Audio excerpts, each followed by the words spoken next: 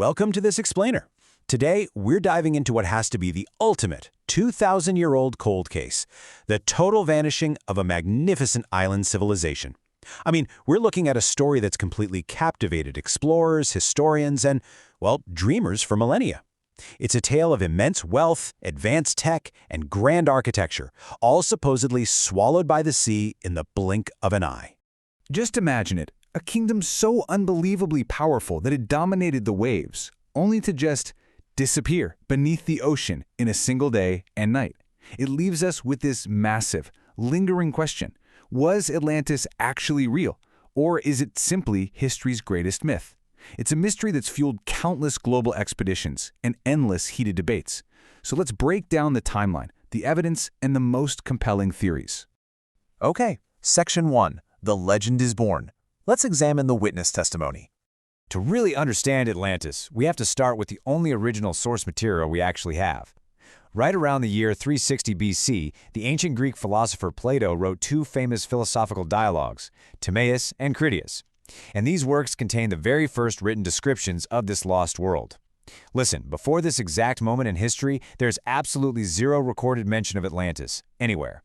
Plato is our prime and honestly our only initial witness. Now, what's really fascinating here is how Plato grounded this myth in absolute reality. He didn't just place it in some vague, magical, faraway realm. No, he explicitly located this powerful island nation just beyond the Pillars of Hercules, which we know today as the Strait of Gibraltar. By placing this incredibly wealthy, technologically advanced military powerhouse just outside the known Mediterranean world, he made it feel startlingly real and geographically specific to his audience. It wasn't just once upon a time, it was right next door. And wow, what a powerhouse it supposedly was. Plato described a superpower, whose people were capable of massive engineering feats. We're talking about building magnificent, towering temples, constructing intricate canal systems, and developing these incredibly grand harbors. They utterly dominated the seas and amassed vast, unimaginable wealth. They were, without a doubt, the undisputed heavyweights of their era. But you know, this story isn't just about ancient engineering. At its core, it's a profound tragedy. First, the Atlantean civilization grows excessively wealthy. And over time, as it so often goes, that wealth corrupts. The people become arrogant, full of pride, and they begin to misuse their immense power. The crucial turning point comes when the gods decide to punish them with a catastrophic disaster. And then comes the ultimate consequence. The entire island sinks beneath the sea in a single day and night, literally wiped completely off the map. Which leads us to Section 2. The global hunt, essentially a century-spanning wild goose chase.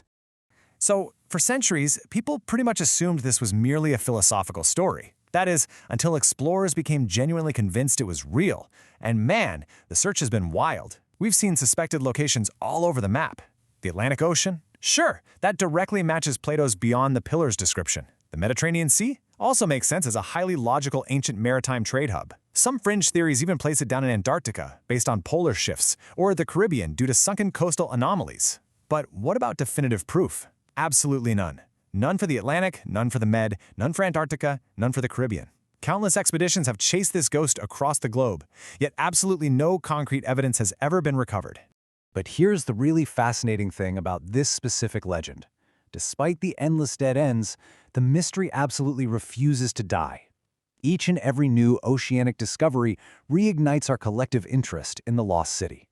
Seriously, every single time sonar picks up some weird underwater anomaly or divers stumble across ancient submerged walls, we can't help but hold our breath and think, wait, did we finally crack the case? All right, let's look at Section 3, the Minoan connection. This is where we uncover our prime suspect. So, if it wasn't hidden under the ice in Antarctica or off the coast of the Caribbean, could Plato's story actually be based on reality? Let's talk about the ancient Minoan civilization. They were a very real, highly advanced society living right there on the Mediterranean island of Crete. And they were easily among the most advanced civilizations of their time. They built these incredibly impressive labyrinthine palaces, engaged in vast international trade, and developed highly sophisticated art and architecture. Honestly, their real-world trade network and societal advancement rivaled the mythical Atlantis itself. They were the real deal. Now this is where the historical timeline really starts to lock the pieces together for us. Back around 1600 BC, an absolute monster of a volcanic eruption occurred on the nearby island of Thera, which we know today as Santorini. This was one of the largest volcanic eruptions in all of human history, and it generated massive tsunamis that just devastated the region. Notice the massive chronological gap here, though. This real-world cataclysm happened centuries before 360 BC, which is the year Plato actually sat down to write his story. And right up to the present day, modern researchers continue to link that terrifying Thera disaster directly to the Atlantis myth. All of this leads us to a highly plausible hypothesis. The idea that passed-down memories of that massive Thera eruption may have directly inspired Plato's story of Atlantis. And it makes perfect sense when you think about it, right? This real-world cataclysm caused widespread destruction and heavily damaged an advanced coastal society. It was very likely the actual historical seed, passed down and exaggerated through generations of oral history, that eventually mutated into Plato's legendary sunken city. Moving on to Section 4, Fact or Fiction. Let's get into the core debate. Because even with that incredibly fascinating Minoan connection, Atlantis remains firmly trapped somewhere between history and legend. We're essentially left with two primary camps here. On one side, we have the Plato's moral fable camp. Many historians argue that the story was never ever meant to be taken as literal history. Instead, they believe it's simply a philosophical warning against greed, pride, and the misuse of power, a classic allegory. Then, on the flip side, we have the distorted real events camp. These researchers believe it's basically a massive game of historical telephone, stemming from real, forgotten disasters and ancient civilizations, just like that sudden Minoan collapse. So, without clear, undisputed evidence, the debate rages on. Which kind of begs the question, why are we still so intensely captivated by a missing continent over 2 millennia later? Well, first, it taps into this universal fear that a truly great civilization can just disappear without a single trace. It's a stark reminder of our own fragility. Second, it teases the tantalizing possibility that ancient secrets are still out there, remaining hidden beneath the oceans, just waiting to be found. And finally, it perfectly reflects humanity's deep ingrained desire to discover something truly extraordinary.